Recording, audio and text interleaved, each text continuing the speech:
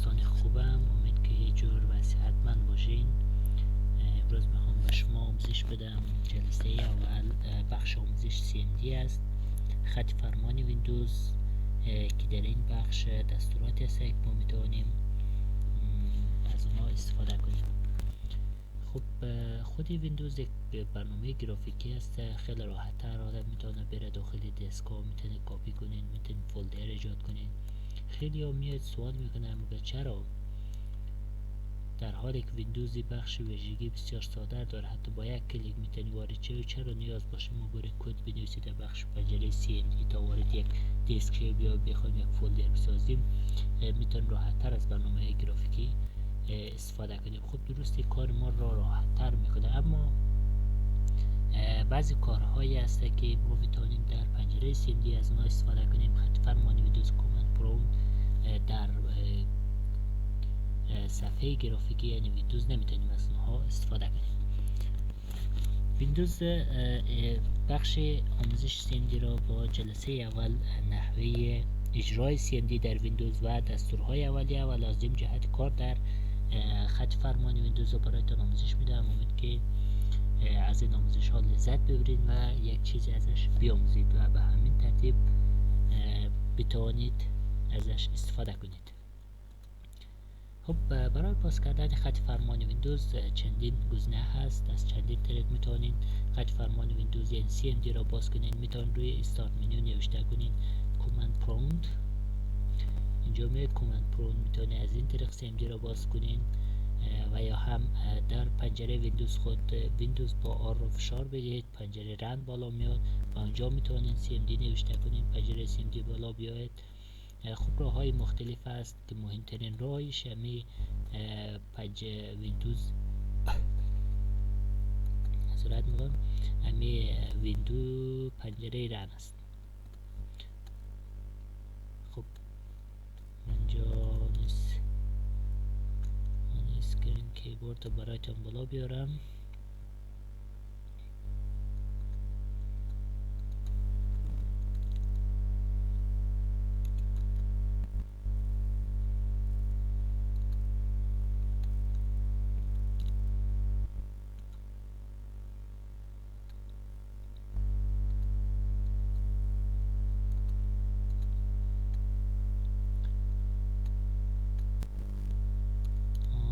اسکرین کیبورد چرا بالا نمیره؟ ویندوز مشکل پیدا کرده.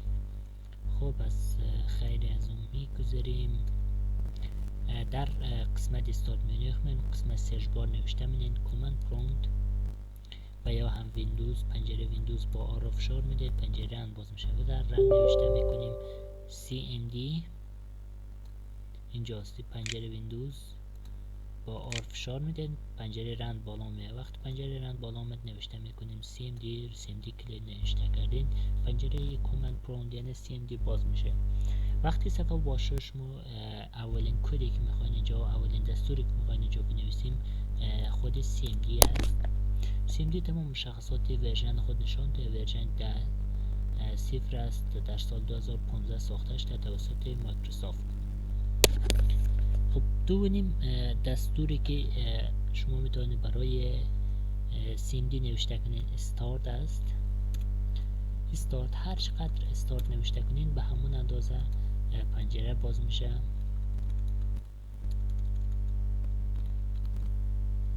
استارت.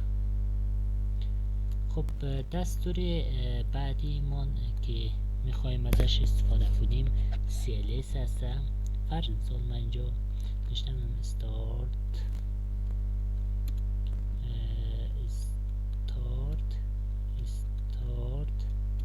وقتی CLS رو میزنیم پاک میکنه CLS.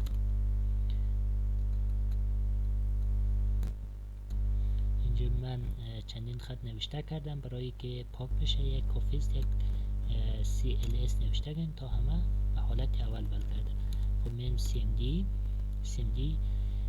خب دستور بعدی ما حرکت به درایف هاست. خب در پنجره ویندوز ما راحت میتونیم با یک کلیک وارد دسکا شویم و در اینجا نیاز است فقط یک نام همون دسک را نوشته کنیم با یک فرض مثال من میخوام برم در دسک ای نوشته میکنم با 2 نقطه انتر، رفتیم درایو دی ای.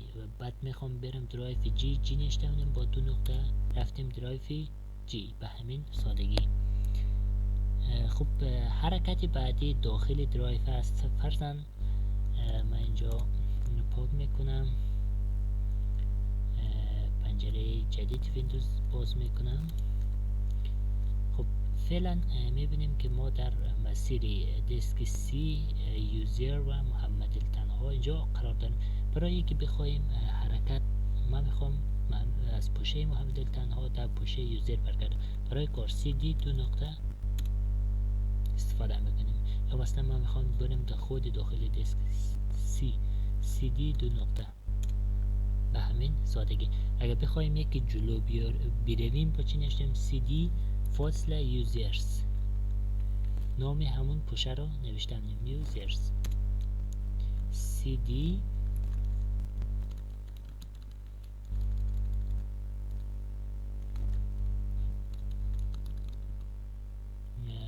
پوشه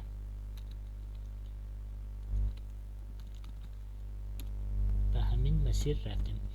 خب گفتیم برای برگشت سی دی 2 نقطه استفاده میکنیم. برای که جلو بریم داخل پوشه دیگه با سی دی نام همون پوشه نوشته میکنیم. فرضاً میخواهیم که مثلا من 2 نقطه زدم با هر پوشه که میخواستم عقب بیایم، با 2 نقطه از این پوشاندم، باز از این پوشاندم و دسک سی با 2 نقطه. ما میخوایم بدون این که بیم از استفاده کنیم با یک کلیک یا فرض مثال با یک طرفند پس بیایم در دسک سی. خب برای از کار سی دی یک بکسلش میزنیم،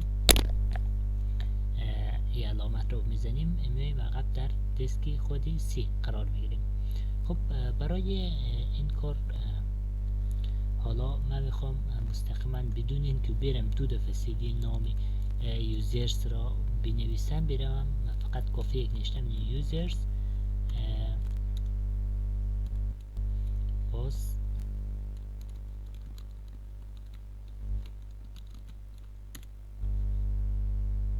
من اینجا نام پوشه اشتباه نوشته کردم سی دی یوزرز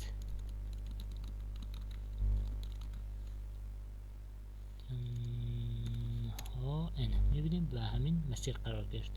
حالا فرض کن مثلا من آقام در دسک سی نوشته کردم سی دی نام پوشه که میخوام برم داخلش بلد نیستم. خب ببینم که داخل پوشه سی کدام پوشه ها موجود است. مثلا دسک سی کدام پوشه ها پروگرام یوزرز ویندوز اینا موجود است. برای این کار فقط میریم روی سی دی نوشته میکنیم و از گزینه تب اینجا استفاده میکنیم. وقتی میایم سی دی گزینه تب است روی کیبورد میبینیم ریسایکل بین خود یک چیز فرض مثال بوت کانفیگون باشد. اینا پوشه های مخفی است، بعدا برایتون میگم.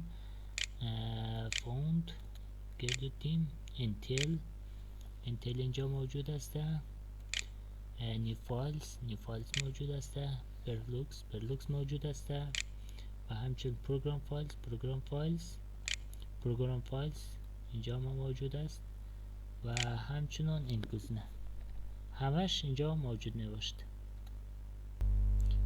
به همین سادگی میتونید شما پوشه را مورد نظر را انتخاب کرده و برین داخل. چه فرض مثال من یوزر انتخاب میکنم، ببینم یوزر است، بله است، انتر میزنم میره بالا. بعد نوشته میکنم سی دی فاصله بعد تب پوشه محمد علی تنها رو پیدا کردم، رویش انتر میزنم، رفتم مستقیم تا همون مسیر اولی که ما قرار داشتیم.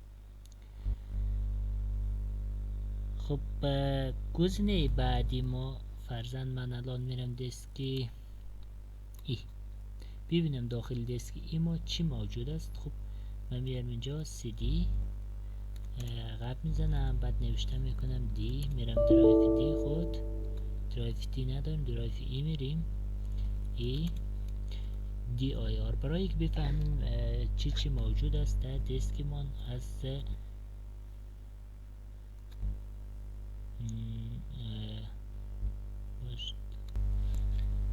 برای که بفهمیم داخل دسک ما یا فولدر ما مثلا چی موجود است، از دستور dir که همون دایرکشن است استفاده میکنیم. dir ببینیم که داخل دسکی مدیر فقط یک نیو فولدر 2 موجود است. خب حالا ما میخوام برم داخل نیو فولدر 2 ببینم داخل از چی نیاز است. داخل برای کار از cd فاصله نیو فولدر 2 اینجا نوشتم. برای که نوشته کنم کمی سخت است و گزینه فقط یک تب استفاده میکنم.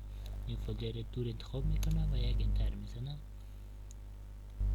بعد dir میزنم که داخل نیو فولدر 2 چمون Amazing Software نیو فولدر اسنپی و یک چند تا علامت سوال است. بخاطر چی علامت سوال است؟ بخاطر که CMD از زبان فارسی پشتیبانی نمیکنه، بخاطر از او حتما این پوشه زبان فارسی است.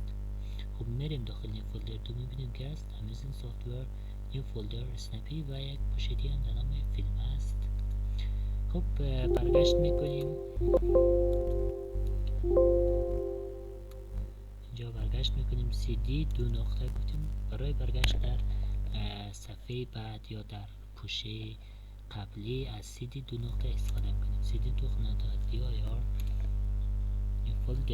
نیو فولدر 2.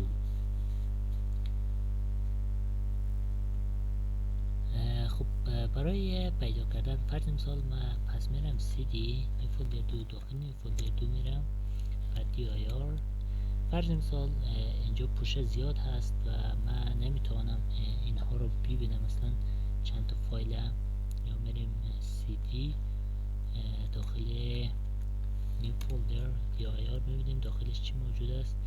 خب اینجا پس خب میریم درایو cd پوشه ویندوز میریم. ویندوز اونجا فایل زیاد است.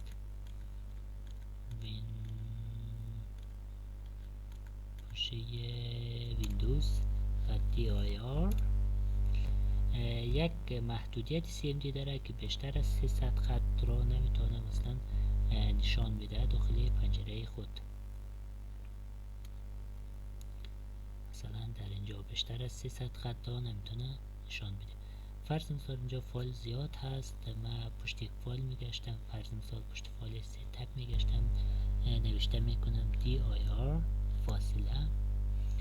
خب میگم تمام فایل هایی که با دی شروع شده، بعد با دی شروع شده،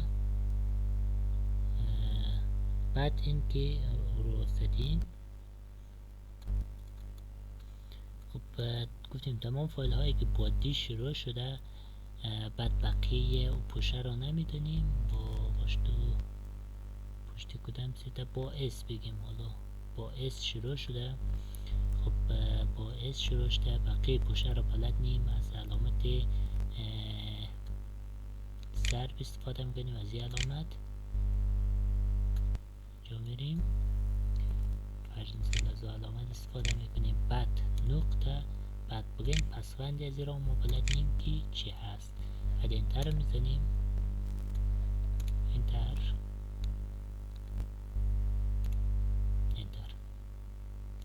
تمام فایل هایی که با اس شروع شده مثل ستاپ و اسپیج اینا رو با ما نشان میده. حالا ما میگیم مثلا تمام فایل هایی که اولش اس هست، فرض مثال dir تمام فایل هایی که اولش اس هست، خب بقیش نمیدونم، اما پسوندش خبر داریم LOG هست. مثلا اینجا ما دو تا فایل داریم و انتر میزنیم، ببینیم که دو تا فایل ما پیدا شد به همین سادگی. اگر اسمش مکمل بلد بودیم میزنیم مثلا پوشه ستاپ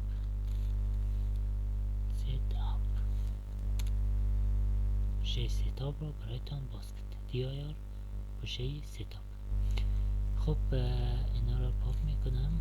CLS که گفتیم که پاک میکنه تمام کد هایی که نوشته کردیم. خب CD همین داخل دیسک سی ما. خب گزینه بعدی که دستور بعدی که میخوام برایتان بگویم ساخت یک پوشه هست.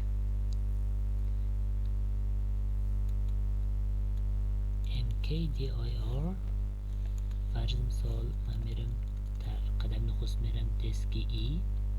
خب دسک ای 2 نقطه. خب سی دی. خب الان من در دسک ای هستم و میخوام یک پوشه قسمت ایجاد کنم. نشته میکنم سی دی MKDIR به نام علی. یک پوشه به نام علی ساخته شد. فرض مثال بعضی پوشه های دیگه هم هست. فرض من را دیلیت میکنم.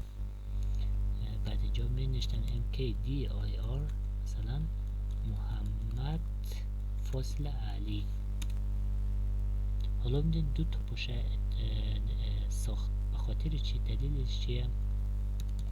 دلیلش اینه که نمیتونه اونجوری پشتیبانی کنه. به خاطر از او پوش هایی که فاصله داره از هم داخلی یه دبل کوتیشن نوشته میکنیم که بتونه از او پشتیبانی کنه. به همین سادگی. خب فرسند من اومدم یک پوش ساختم به نام محمد علی. بعد میریم سراغ دستور بعدی MDA. یه هم به همین شکل میتونه یک پوشه جور کنه. به همین سادگی برای ساخت پوشه از MKDIR و MD استفاده کردیم. خب MD دبل کوتیشن فرض مثال محمد یعنی مثلا نشته منیم تست TXT. به همین شکل ایران باید استفاده کرد. خب میریم سراغ کپی. خب فرض مثال من الان 3 تا پوشه دارم. میخوام پوشه محمد علی رو یا پوشه علی رو انتقال بدم به دسک اف خود که اینجا یک نی فولدر دارم. خب قسمت میایم در دسک هی هستم. از دستور اکس کپی استفاده کنم. اکس کپی میگم اکس کپی کن کپی کو پوشه محمد علی رو در دسک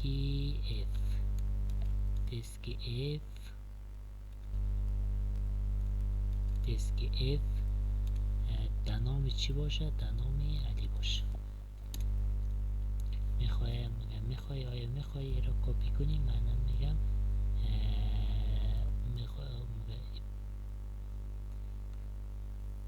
پوشه ای که میخوایم مثلا از مخواستگی چیزی شما انتقال میدید. آیا یک پوشه هست یا یک فایل؟ ما میگم پوشه هست. دی 0 فایل کپی. خب میریم درایو اف میبینیم که هیچ فایلی کپی نشده. خب مثلا اکس کپی برای که خواستین بعضی فرمولای دیگه هم داره. اکس کپی یک علامت سوالی هم میزنیم. تمام فایل های از اون میاره. مثلا نیست داره دیگه داره. فرض مثال اونجا پوشه خالی بود. پوشه خالی رو کپی نکرد. خب من نوشتم اکس کپی علی رو بگیر کپی کو در دسک اف ببر. در دسک اف ببر نامشم بزن علی. شما میتونید نامش تغییر بدین. مثلا ما نامش میذارم احمد حتی اگر خالی باشه. خب حالا میریم دسک اف میبینیم پوشه به نام احمد ساخته شد. خب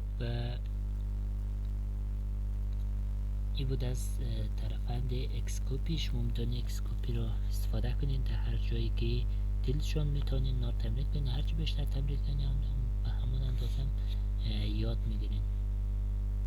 خب برای کپی تکست فرض مثال یک چیزی هم از قبل از اینکه من میخوام برایتون بریم سراغ کپی تسک. یک تسک اینجا میسازم و چند تا فولدر میسازم. بعد میگم از این قسمت میگم اکس کپی در دسک ای هستم. دسک ای میگم اکس کپی علی. علی رو بگیر کپی کن و ببر داخل دسک F. خب داخل دسک F ببر علی رو بگیر کپی کن داخل دسک F. در دسک F هم یک پوشه علی جور کن و بعد انتر رو میزنیم، میگیم دایرکتوری میبینیم یک فایل کاپید. خب حالا میرویم میبینیم که علی را با فایلش کپی کرده اما فولدر را نمیامده.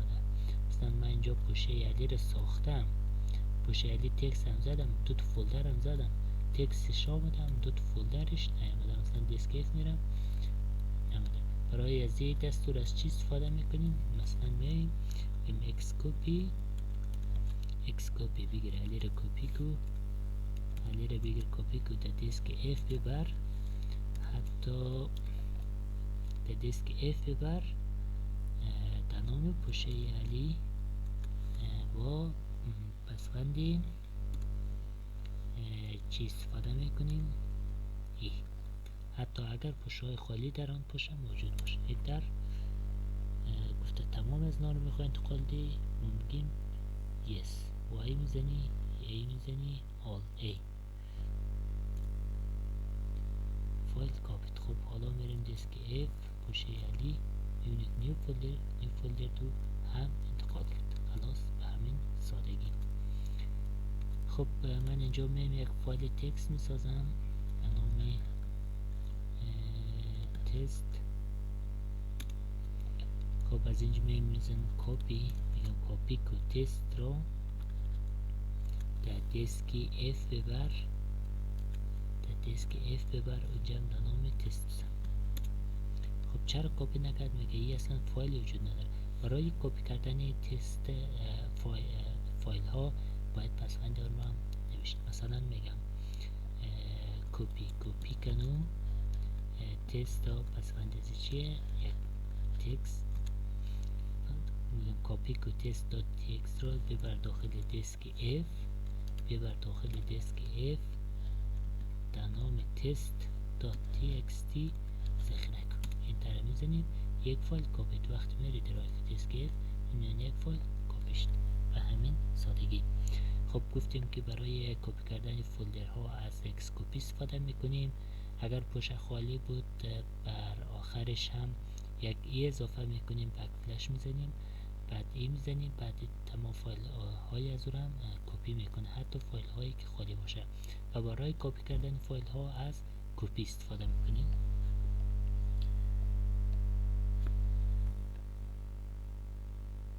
خب اینم از این من کدا رو پاک میکنم CLS.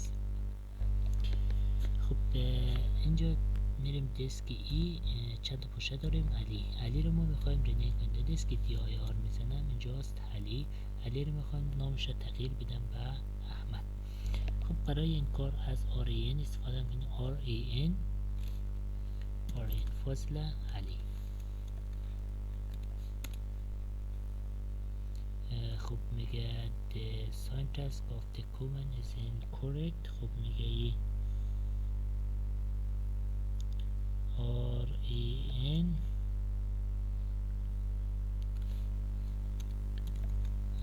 double quotation مشت double quotation داخل از نوشتم علی.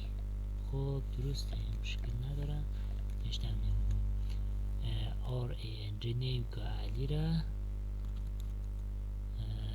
ده احمد. ببینیم ده همین سالیتی آیا این علی ده احمد رنیم شد. خب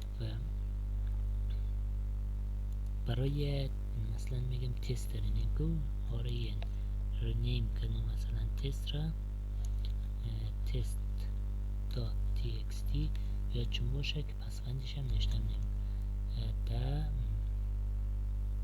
مثلا بد دات txt تنم بد تبدیل شد. خب اینجا هم تست یک دیایر میزنیم ریفرش میشه، اینجا هم بد میاد دیایر مانه بد دات txt. خب CLS من رو پاک میکنم، میرم سراغ یه دستور بعدی ما دیلیت هست. مثلا من میخوام احمد دیلیت کنم DLL برای دیلیت کردن پوشه ها از آردی استفاده کنیم. آردی مثلا احمد. اینتر. The direct is not empty. B خالی نیست. خب میگم آردی احمد بگیر خالی حذف که حتی اگر خالی نباشه که برای یک کار از استفاده میکنیم. خب پشت داخل زمین فایل زیاد هست. خب برای یک کار بریم چند تا چی داره. آردی ببینیم که یک اس داره. all direct files از اس و از کیو استفاده میکنیم. خب میاییم میگم آردی احمد بگیر حذف کو حتی اگر داخل چی فایل باشه. میخوایم میگه تمام فایل ها رو حذف کنیم. اس وای میزنم و انتر احمد حذف بشه. خب برای حذف کردن فایل ها برای حذف کردن پوش ها بود. برای حذف کردن فایل ها از دیلیت استفاده میکنیم.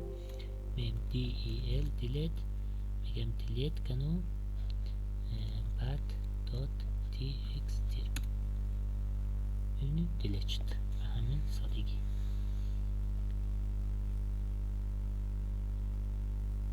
خب یه بود از حذف کردن برای حذف کردن یک از RM dir هم استفاده میشه. RM dir مثلا محمد علی.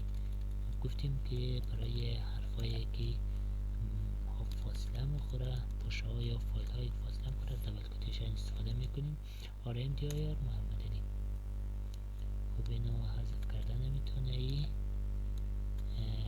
باشه. من یک فایل بسازم داخلش یک فولدر.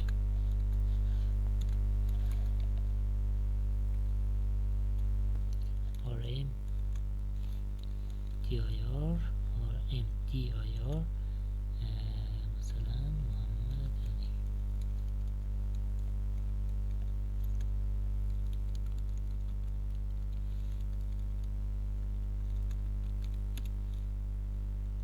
RM dir محمد علی. انتر. The directory is not empty. به خالی نیه. خب RM dir محمد علی رو بگیر حذف که حتی اگر گفتیم که خالی نباشه. وای انتر. اوکی ببینیم که حذف به همین سادگی. خب CLS دستور بعدی که میخوام برایتون معرفی کنم اکو هست. اکو مثلا حرف هلو ورد ببینید به شما نمایش در برای پوشه ها که میخواستی حذف کنی یا رنیم کنی یا بخوای پوشه جدید بسازی. برای فاصله ها باید داخل دبل کوتیشن بوش. در غیر صورت دو تا یک در پایین یک در بالا میساخت. ولی برای در اکو نیاز نیست. مثلا شما بینون داخل دبل کوتیشن بنویسین. هر چیزی که شما بگین همون رو بر شما در نمایش در میاره. مثلا هلو ورد من داخل دبل کوتیشن میزنم. ببینید داخل دبل کوتیشن شما در نمایش در آمد. خب دستور بعدی تایتل است. مثلا قسمت نشته سی من میخوام قسمت تایتل خود را عوض کنم. نشتم تایتل نشتم مثلا محمد علی. خب اینجا اسم تایتل نشتم مثلا محمد علی. تایتل ما عوض شد.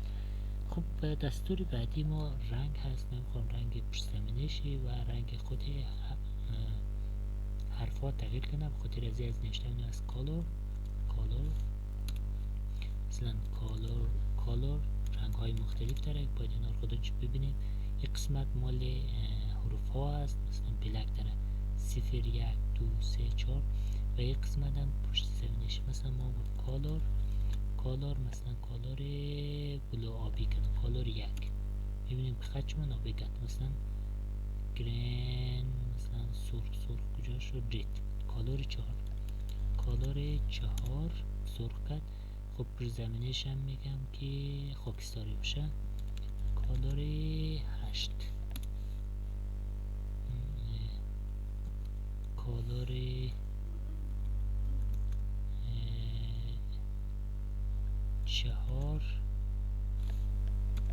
و 8 کالر کالر 8 خب اینا محضی است باش تو که پشت زمینی است. نه چرا تغییر منه فورگراوند. خب کالر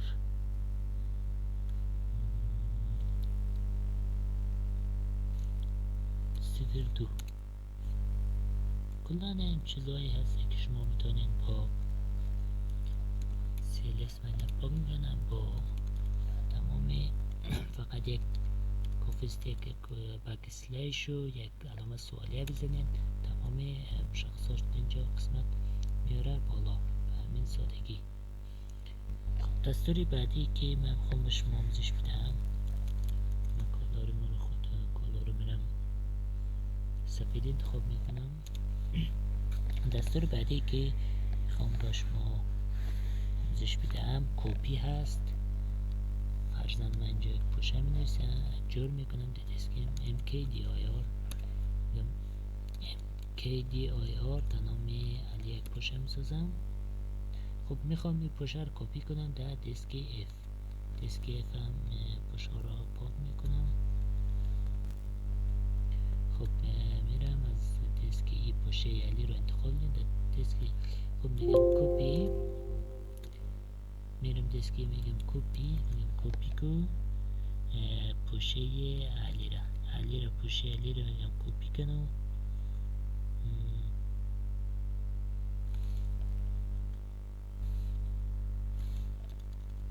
بودیم اکس کپی علی اکس کپی علی. خب در دیسکی اف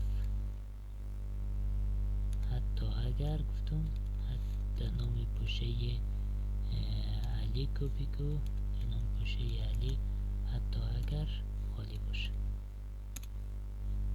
دایرکشن کپی میکنم در دیسک اف میریم این پوشه علی کپیش. خب یکی دیگه داریم در نام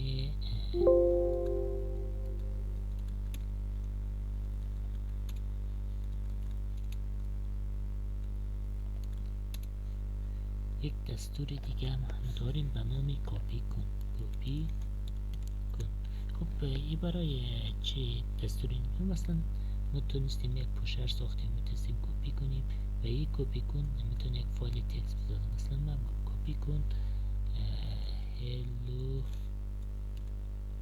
hello world، مثلا کپی کن hello world را در فایل تکست مثلا name.txt.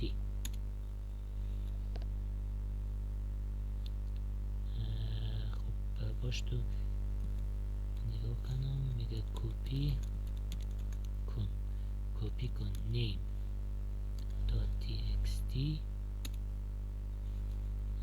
داخلی از name.txt بنویس hello world. کنترل زد میزنیم، کنترل با زد و انتر یک فایل کپی شد. حالا من دیسکی میبینیم پوشه name.txt اینجا ذخیره شده و داخلش میریم hello world که اینجا گذاشتیم hello world ما داخل از این پوشه آمده. خب دستور بعدی ما اکو هست.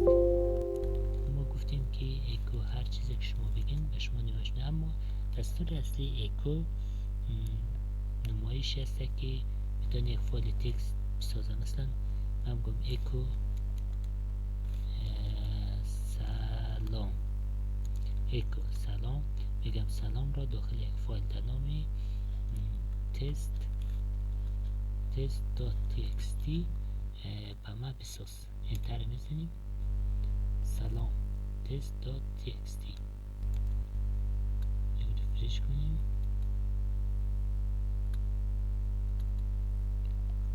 پاشتو اکو میگم سلامت از نجور کن و یک فایل بزن. از این علامت استفاده میکنیم. بعد نوشتم test.txt انتر میزنیم. خب میایم بیرون میبینیم یک فایل دارم تست ما ساخت، داخلش هم نوشته کرده سلام. به همین سادگی. خب ما میخوام که بدون این که این حذف کنم یک جدید از این سال میخوام علاوه بر سلام یک فایل جدید دیگه اضافه شد. خب برای از کار میایم نوشتم اضافه شد، نوشتم اکو، نوشتم نام نوشتم my name is محمد علی. خب نوشته میکنم. بعد از دو تا از علامت استفاده میکنم. اینجا بود از یک علامت، اینجا از دو علامت. باز نام همون test.txt انتر میزنم. بعد میام داخل از میبینیم که همینجا اضافه شد. خب این بود از این قسمت. میریم سراغ دستور بعدی. دستور بعدی در نام تایپ هست. تایپ اینجا میریم تایپ، میگیم تایپ name.txt name و اینجا گذاشتم. ببینیم که hello world را به نمایش گذاشت. hello world. هر مثال من اینجا بس فایل نوشتم یا مثلا هر چیزی که دلشان شد حالا ذخیره میکنم. بعد میام بیرون. بعد میگم تایپ، میگم تایپ name.txt hello world و بس چیزایی خود نوشته کنیم. خب دستور بعدی کال هست. کال مثلا name.txt ببینیم بالا میاره. خب یکی گفتیم اکو برای ساخت فایل های تکست از کپی کن استفاده میکنیم. name.txt خب برای ساختن فایل های تکست از اکو هم میتونستیم استفاده کنیم با گذاشتن این علامت. بعد برای در نمایش آوردن از داخل خود پنجره CMD از تایپ استفاده میکنیم و برای نمایش دادن در کل که باز بشه از کال. به همین سادگی. خب این بود جلسه اول آموزش CMD. امید که خوشتون بیاید و در هر جا که مشکل داشتین نتونستین کدها را اجرا کنین در کانال تلگرام پیام بذارید و من به زودترین فرصت برایتان جواب خواهم داد. و همچنان یادتان باشه با هر دستوری که شما می‌نویسین روی آموزش می‌بینید فقط کافی است همون کدش نوشته کنین و در پیش نوشته کنین که مثلا برای چی لازم است. مثلا ما اینجا نوشته کنیم اکو، شما نوشته کنین اکو و این علامت بعد نیم از او برای ازدی است که مثلا یک فایل تکست بسازه. به همین سادگی. و از این طریق شما یاد میتونید و میتونید در خانه تمرین کنین پیش خودتان تا یاد بگیرید. خب تا جلسه بعدی خدایا رو نگهدارتان.